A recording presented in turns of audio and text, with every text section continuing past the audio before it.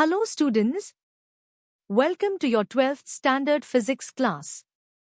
Today, we are starting with Unit 1, Electrostatics. Electromagnetism is one of the most important branches of physics.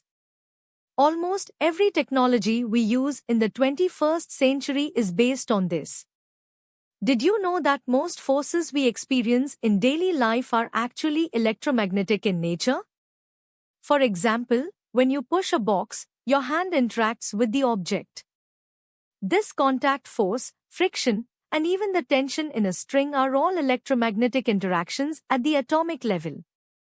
Even when you stand on the ground, gravity pulls you down, but you don't fall through the earth. Why? Because the earth pushes you back up with a normal force. This force also comes from the electromagnetic interaction between atoms. So, what is this unit about?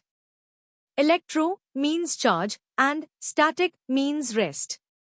Electrostatics is the study of charges at rest. Let's look at the history. 2000 years ago, the Greeks discovered something amazing. When they rubbed a stone called amber with animal fur, it started attracting small dust particles. Later, scientists found that a glass rod rubbed with silk cloth also behaved the same way. We call this charging. Now, let's look at a simple experiment. If you bring two charged rubber rods close to each other, they push away or repel. Similarly, two charged glass rods also repel each other.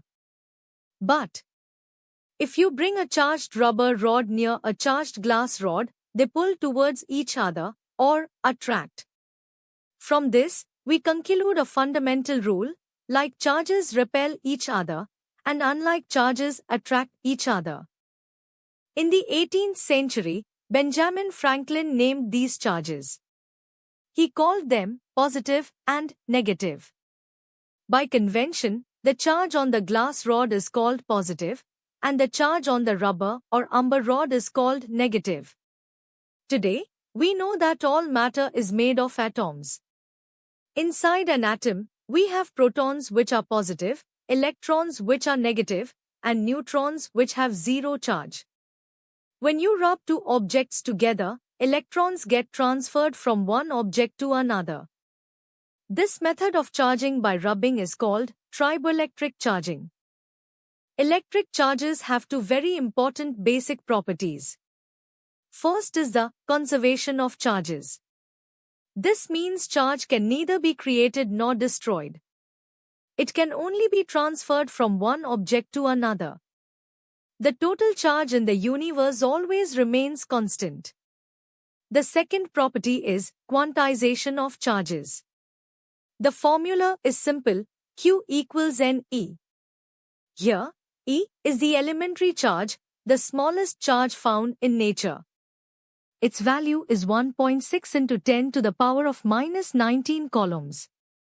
Q is the total charge and N is an integer representing the number of electrons. Charge always exists in whole number multiples of E. You can have 1e to E or 3e but never 1.5e. Let's solve a quick example. How many electrons are there in one coulomb of charge? Using the formula Q equals NE, we get N equals Q divided by E. If you calculate 1 divided by 1.6 into 10 to the power of minus 19, you get 6.25 into 10 to the power of 18 electrons. That is a huge number. So students, that was the introduction to electrostatics. Remember the golden rule, like charges repel, unlike charges attract. And don't forget the quantization formula, Q equals NE. In the next lesson, we will learn about Coulomb's law. Try solving example 1.1 in your notebook. See you next time.